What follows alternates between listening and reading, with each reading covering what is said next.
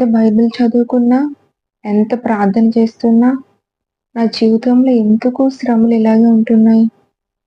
ఆశీర్వాదమే లేదు. ఇంక నేను బైబిల్ చదివి ఏం ఉపయోగం? ప్రార్థన చేసి ఏం ఉపయోగం? ఎక్కడ చూసినా నా జీవితం శ్రమల కిందే ఉంది. ఈ బైబిల్ చదవడం ఎందుకు? ప్రార్థించడం ఎందుకు?